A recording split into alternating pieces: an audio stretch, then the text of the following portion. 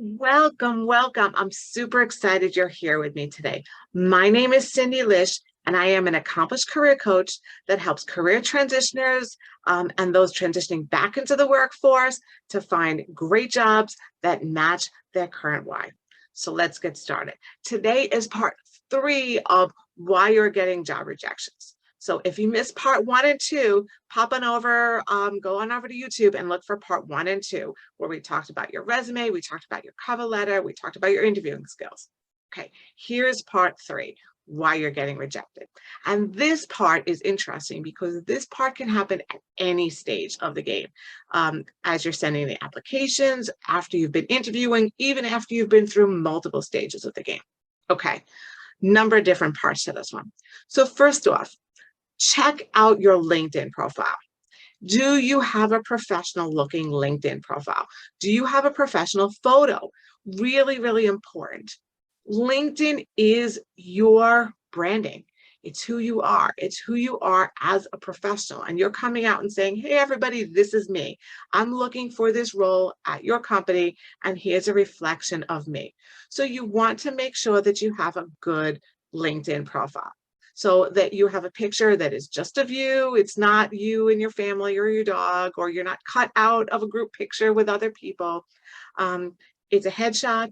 We can see you. You are hopefully professionally dressed. And I'm a huge fan of putting on a blazer, especially if you are looking to move up or transition to another field. You want to show that. You want to show that level of professionalism. When we see somebody in a blazer, they just look more professional.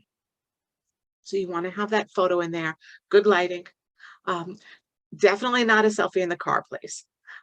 You want to have a good title for who you are. You want to have the bullet points underneath your jobs, and you want to make sure, and this is a huge red flag for employers, by the way, you want to make sure that the companies and the dates and the titles of all your jobs are consistent and match up with the same companies, dates, and titles that are written on your resume. So if that doesn't match up, that's a huge red flag for them. Okay. Follow the companies that you are applying to. Companies are much more likely to hire somebody who is already following their company. Be careful about what you post.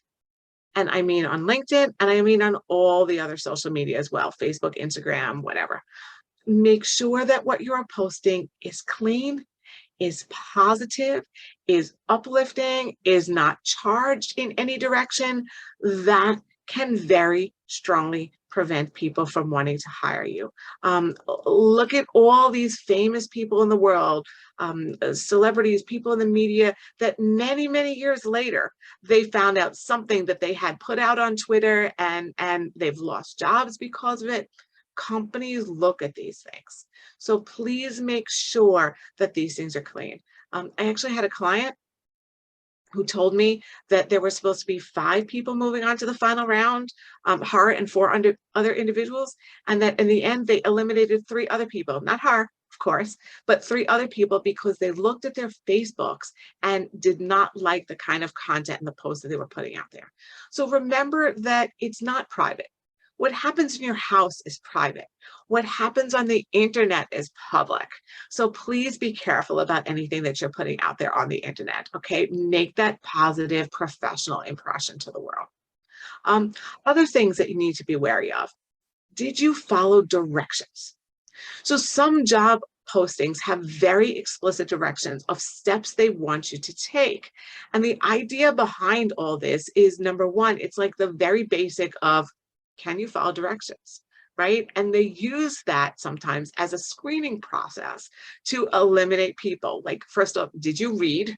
Okay, did you read the instructions, and then did you follow them? And some of those directions might even be, don't call us. And you're calling them, right? You're calling to follow up. Hi, did you know you have a phone number? You're calling. Hi, did you get my resume? If it says no calls, it's no calls. Are you badgering too much? And I know there's a fine line between wanting to follow up on your interviews, okay, and stalking. But if you're coming off as a stalker, too high maintenance, they're not going to hire you. On the other side, what is your turnaround time? What is the follow-up time? If they're calling you in for an interview on Monday at 10 o'clock in the morning and you don't respond until Tuesday afternoon, you may be the best person for the job, but they're probably moving on.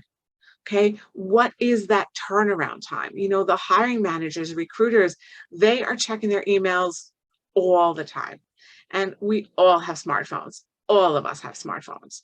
So the idea is that there is an expectation that you are checking your email with frequency.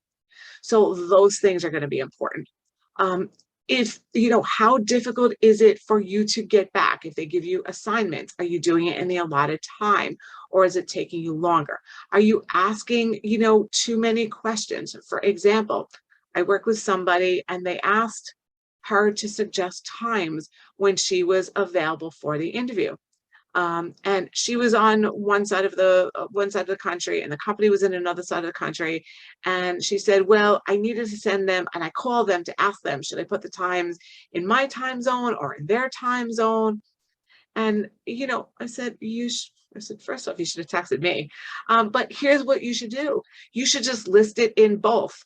Yes, I am available at 12 a.m. Eastern, 9 a.m. Pacific time, right? So you're covering both the times, right? It's, when we talk about our ability to solve and to be creative and to solve problems and to think out of the box, but then our actions show something different, that's what we're really seeing the employer is really seeing. Okay. Other little things, right? If we are in an in-person interview, did we come? How did we look? How did we appear in the interview? Were we on time? What was our behavior in the waiting room in the interview? Were we polite? Were we sitting there? Were we reading something meaningful? Or were we sitting there with headphones on and playing on our phone and playing Candy Crush or something? Those things are not going to give a good impression. Were we polite to every person that we met as we went through it? Okay. If we're in a video interview, which most people are, how is our technology, right? Were we able to connect? Were we able to do what we needed to do? Was it quiet? Were we in a clean, well-lit location?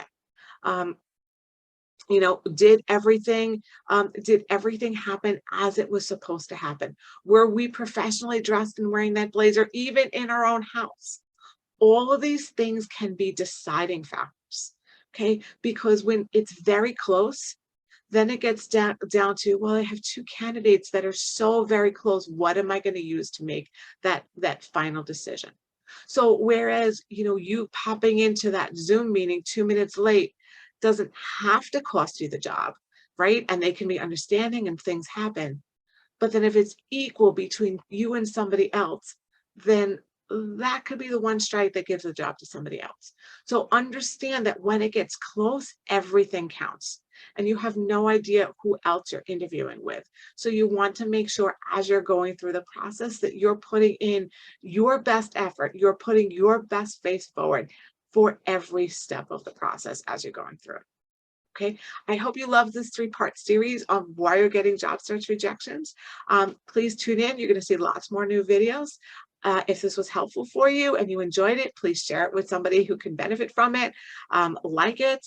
And I have so many more videos available for you, and I have the opportunity for you to talk one-on-one with me in a free 45-minute discovery call to talk about how I can help you be successful in your job search. I'll put the link below. You can also find it on my website, cindylish.com.